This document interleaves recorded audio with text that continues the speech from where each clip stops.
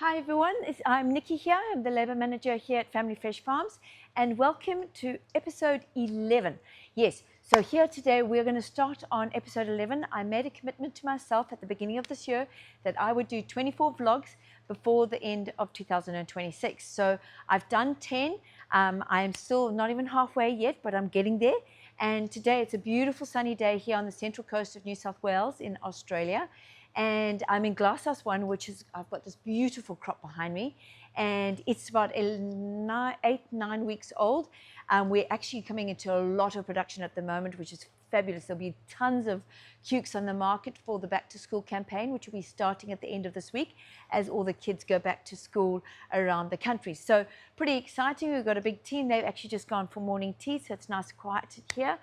There's been much excitement, so I'm sure like many of you following along at home, the World Cup, it's World Cup soccer fever or football fever around, and our team, we've all got an internal tipping comp, and so there's a lot of rivalries, so lots of people tipping Norway and England, and this morning, so the results are in, so England is 1-1, so half the team are happy and half the team are a bit devastated, but the show goes on. So, so there's a bit of World Cup fever, so the team are really excited. Our episode this week is going to be on Priva, and on more particularly with we call FS Performance. So FS Performance is software provided by Priva. Priva is a Dutch company that very much well known in the glasshouse industry. There's two main players. There's Hugendorn and there's Priva. So at Family Fresh Farms, we use Priva. We use Priva Office, which is the climate control and climate and irrigation. And for our labor, we use FS Performance, which is a labor specialty labor software. And so there's a little bit of show and tell today. So we have, everyone here has a reader. So this is what we call a little reader. So it's a very expensive, a very hard working and robust piece of equipment. It's probably about €500 a piece. Everyone here has a reader. So yeah, they're very, very expensive.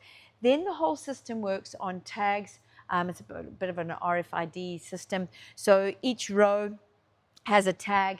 So in the morning, everyone has their own little tag that is for themselves. So in the morning when you come into work, you log on to your tag. It then goes, okay, say Nikki is here, I'm present at work. They also sign in on a timesheet as well. Just it's a backup and a validation system. So that's something that we do over and above a lot of other people. So we log in the morning. As they come into the glass house, they click onto their task. So everyone has a task list. So if you are harvesting, you'll click onto harvesting, and then you'll basically get to work pushing your trolley up and down the harvest rows. We will explain to you at some stage how we do harvest. And then, so they go down the row, they go down the side, just pushing the trolley with their hips as they are harvesting the cucumbers. They put the cucumbers into their boxes. So I'll bring this out a little bit so you can see our harvesting trolley that uses the rails as the transport system. So there's not a lot of effort to push along. You just have to, it slides along the rails. They will then pick their boxes. So we have a couple of grades. So we have first grade, which is the white liners. Bring this out a little bit more so you can see. So this is a lovely Ariane's boxes. So you can see we have got some black boxes here. So they've got a black liner. And then you can see in here you have the blue liners. So that's the different grades that we grow. And when they're finished, I hope it's clear to you to see each box, they will put their sticker on. So the traceability is really fantastic. So on the sticker, it says Glasshouse 1, and it says the lady's name. What we do as well, so she comes out of this row, she will then click the trolley, and this is trolley 16. She will click the trolley, and within a minute, she will also click the row. So what will happen is that, well, it's live data. So what will happen that trolley will be linked to that harvester, which is Ariane in this stage, and Ariane will also be linked to this row. It's all on time. So when this trolley eventually goes into our pack house, which I'll take you to in a while when this trolley comes through, this trolley will go through our tax handling, which is also linked up with FS Performance. So this trolley will go through the tax handling. There's a little antenna which is actually just above the wheel. That little antenna will be read by FRID reader. It will then go, oh, this is trolley 16. That is actually linked to Arion, which is also linked to this row, which is 211. And it's obviously in glasshouse 1. So as the tax handling machine registers the boxes there, it then puts it onto a big weigh scale. It will weigh exactly the net amount of fruit being picked. It will then link that all the way back to Orion and to that row. If she has picked a number of rows, it will proportion out the boxes or the kgs per row. So say she's spent 30 minutes in here and only 15 in there, it will then proportion it out that 3/4 of the weight should go to 211 and only 1/4 of the weight will go to 212, for example. So this is a very nice and it's very precise. On top of that, so we have the system that's working with us. When the harvester has finished for the day, she then logs out of this glass house. Say she goes on for another job, she will say she's now going to glasshouse 2 and she's going to do some deleafing in glasshouse 2. She will then log into that glasshouse, click on the deleafing, and then she will then, every time she finishes a row, she will then click the row, and then it will say Orion has deleafed those rows, and she'll get paid per head, because each row we know exactly how many plants in every single row, and we do plant density counts probably every 2 weeks. So we are very, very on top of how many. We don't want to overpay and we don't want to underpay. We want to pay exactly what people are doing, and that is, it takes a lot of management, keeping up with the data. On top of this system, we also have a simple sheet which has been designed by ourselves, a Google Sheets, where the supervisor or the concrete walker, he will come up and he's also taking track of what Arion is doing. So if she has done so many boxes on that line, he knows her trolley number, which he puts down into the Google Sheet. He knows how many boxes, and so the reason we do this is that we can then validate our data. So a lot of people just rely on one system. We are using 2, and they need to balance up at the end of the day. The other thing is that we're dealing with humans, and humans sometimes forget to click. Maybe they'll click the trolley, but then they'll forget to click the row. Maybe they'll click the row and they'll forget to click the trolley. So having Kennedy doing a validation process, Linda, who works in our payroll, she can actually tally up everything together. So it's a great foolproof system. Because we pay on a piece rate, we need to be 100% accurate. We also are checking on everyone's quality. So Lester, who's harvesting at the moment, he puts on, after morning tea, he puts on his quality assurance hat, quality controller. He comes through and he's checking that everyone is picking the right grades, they're picking up all the second grade, they're picking up the cucumbers off the floor, and that they're grading their boxes accordingly, and they get scored on this as well. So high performers who get 5-star for everything, they get what we call a quality bonus, so you can top them up. People who don't, they then get, oh, no, this hasn't, and you cannot achieve a really high piece rate if your quality is not gone, because you can have quality scores deducted from your piece rate. So say someone is going absolutely crazy, they're going like the speed of lightning, but they're actually ignoring all quality specs and they're not bothering to grade it. That costs money to the company because someone needs to come and correct that thing. So they will be re-corrected on their piece rate, which will be down. You can never pay below the hourly piece rate, or the hourly rate of pay. So everyone has got your base rate, but what we're trying to do is improve the performance and the efficiency and the quality of the work here by rewarding people according to good performance, good speed, and good quality. And that is the secret of being able to really reward really well. And by rewarding really well with accurate data that people trust is actually the essence of good labor management, especially in a high-tech facility. I'm going to stop this video here, but I am going to open up again at all the tasks to show you them, and I will go to the sign-in desk so you can see the login tags and log-out tags, and I will show you some of our screens where we have the data from today. So this is a system that we really like. We've embraced it. It takes a lot of training, a lot of management, getting people getting used to having a reader and counting for all their time. So, and it's really important that we're on top of it. So we give reports, we give feedback to the team constantly about their good use of their readers. And you know, I remember when it first started, I would be in here with my laptop, you know, correcting people as and when. Now we've got the app, we've got an FS Monitor app, which is a live data, so we can actually monitor it here and now. So if someone forgot to click their row, it would come up with an error straight away on the app, and we can correct it straight away. So live corrections, live data. We're a big fan of the Priva FS Performance, and I think we adopt it really well at this farm, and we're often used by Marcus van Heist to teach and to be an example of what you can get out with good labor management using a really good software. So I'll leave it there. I hope to catch up with you in a minute or two. Okay, I'm back everyone, and I'm right by the door of Glasshouse 1. The team are back from their morning tea, and so I was talking to you about all the little tags. So we have, as we come in, we've got this board that has all the tasks for the Glasshouse for these are our general tags that we do on a regular basis. We do have a whole big board for crop change. At crop change, we are measuring everything that we do, from rolling up the weed mat to cutting the strings to getting the slabs onto the weed mat. So here, this is probably the one that we use the most, which is, for those of you who can see at home, is the harvesting. So as people come through the door, they step on the disinfection mat as they come in.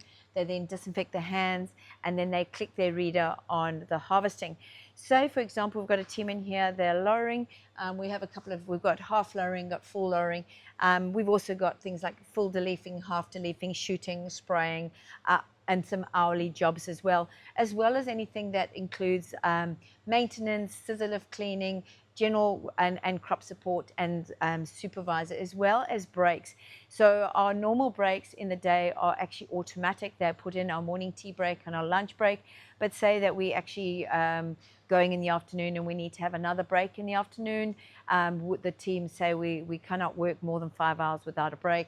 So the team will then click on a break, and they'll go out for what we call an extra break to the day. So so all in all, these are the tasks that then slot into someone's day, and it's really nice because then the data that you can extract from that, you know exactly where you're spending your dollars, you know what your hourly rate is, you know what your piece rate is. You can actually work out by the hour and as the day goes past how much you have spent on your labor budget. So you can understand that, and it's also up on the TV screens. We are sharing the data live with our team, how they're performing compared to everyone else. There's a target line our target line is where you have your average competent worker. So some of you who want to be compliant with the Fair Work and with piece rates, you need to have your average competent worker, which sets the rate of pay for the team, because your average competent worker needs to be earning at least 15% above the hourly wage for the day. So then you know that's the target. Everyone above that will be earning that and more. So that's how we work it. It's simple algorithms, but it's very, very valuable data. Unfortunately, for a lot of companies where they have a lot of transient labor, people coming in and coming out, it's very hard to get them up to speed and using the previous system quickly. For us, we spend a lot of time training, upskilling, and getting people to do it. We're a big team. We can be up to 87 people on the readers. We've been up to 95 people on the readers at any one time. So keeping everyone compliant, everyone making sure that they're logging in their tasks, and they're clicking and sending every single row. We're really very lucky. We've got a very good local area network, or LAN, in here. We have good connectors and concentrators throughout the glasshouse, and we have very good Wi-Fi. The connectivity is really, really important. Sometimes a connector or a concentrator will go down, and we have a dashboard that we're constantly watching, so that's just a matter of resetting it, and then hopefully everything sorts itself out. We do have a very good arrangement with Loyal IT, which is our IT support. They are always helping us with our network and connectivity issues. And we have a lovely guy called Les and Mick who work with us very closely, and they know our system back to front. So having good IT support is absolutely essential for this sort of data collection. We are also very lucky in the sense that we do have a local area network. We do not depend on outward and cloud-based data, so that's really good. So we can run with or without connectivity outside this farm. So I'll go now. My next little section will be our login, log out desk, and hopefully you will see a little bit more then. Bye. Hi, I'm back again, guys. I just wanted to quickly show you the login, log out table. So we have a login, log out table. So just for example, you can pick up, I'll just pick up a reader. This is Zinni's. So this is his reader, and I hope you can see behind me these little tags, and they're little, let me pull one out so you can have a look at it a bit closer. So they're a little tag. These, same thing, they're pretty pricey. They're probably about €20. So that's someone's login tag. That's actually for David. So David, when he comes in the morning, he will log into that. So they will say, oh, I'm here, and he'll then fill in a sign-in sheet as well. So this would validate. So if for any reason David forgot to log in, there is also his sign-in of what time he starts work.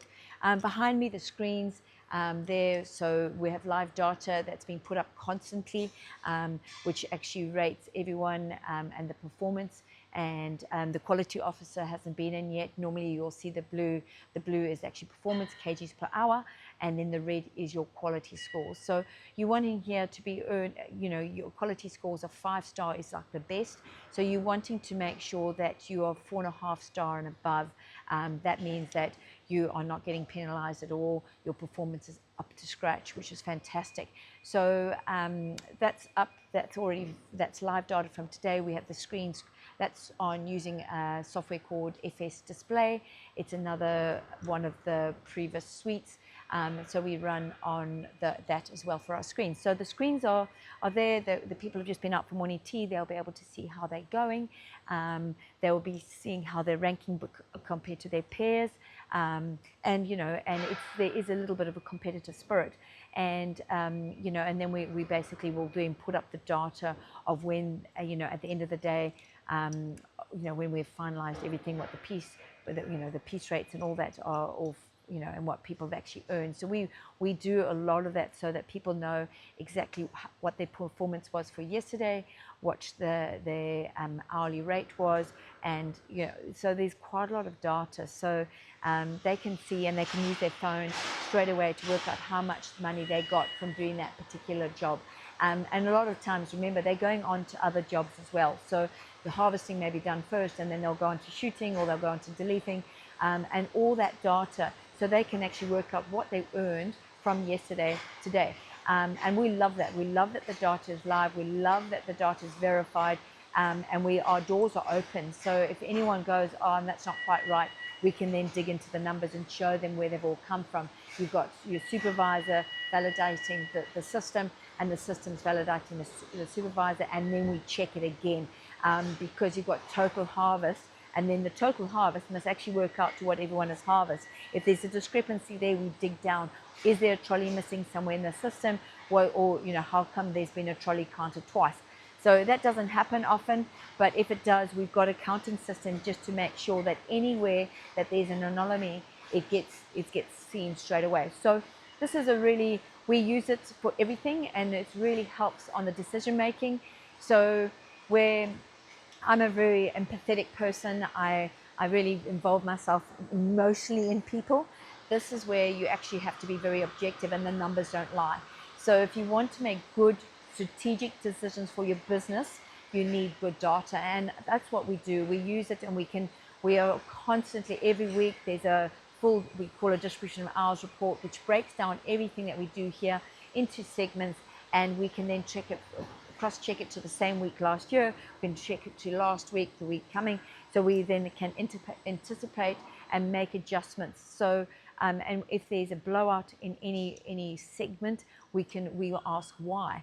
And generally there's a really good explanation of why things have blown out in certain areas, but then we also remember that everything is being watched. Remember, we work here very much on the Hawthorne effect, and the Hawthorne effect is by watching and engaging and keeping, you know, in touch with people, the results will then automatically uplift. But if you leave people and not giving feedback, I was talking yesterday to my sister who's an organizational psychologist, and we were talking about feedback, and she describes feedback as a gift. She said the fact that someone has taken the time out of their day to give you feedback for you to improve, look at feedback as a gift. And I thought it was a really good analogy. We talk about the feedback sandwich, and we talk about, you know, complimenting someone, giving the meat in the sandwich, which is the corrective action, and then painting or coaching the picture of what it will be like if they improve.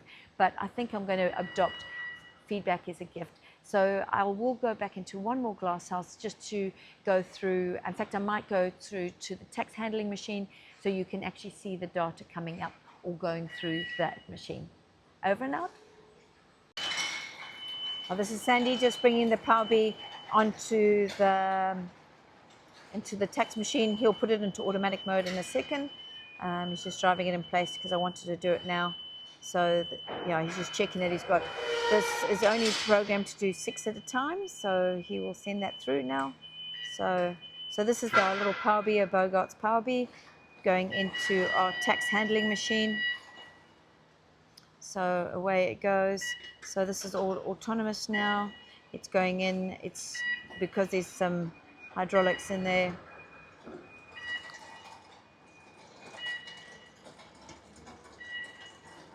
So once the trolley has got to the right position, where it can be read, once it will automatically stop.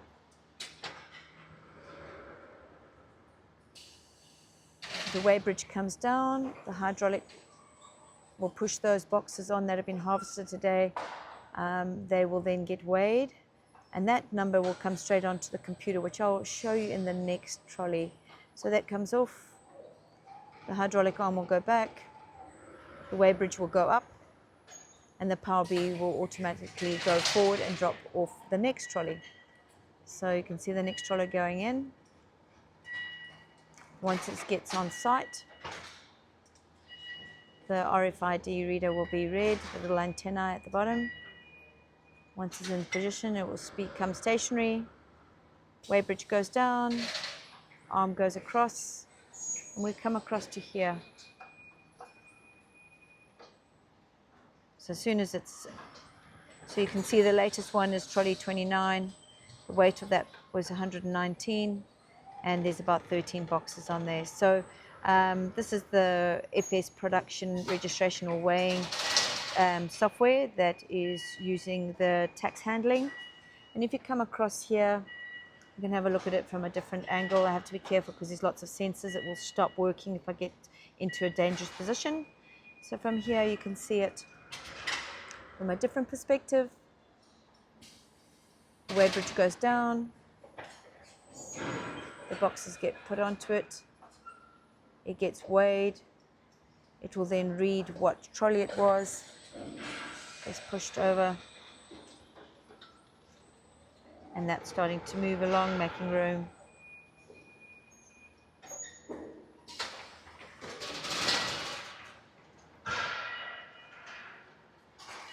And that last trolley that went through was 32. And you can see 32 is there, so which is the container numbers there. So, and the weight. So that's how that works. From there, it goes down onto our tax handling. Goes down there, we put the lids on, and then it goes into the palletizing machine, which I'll take you to now.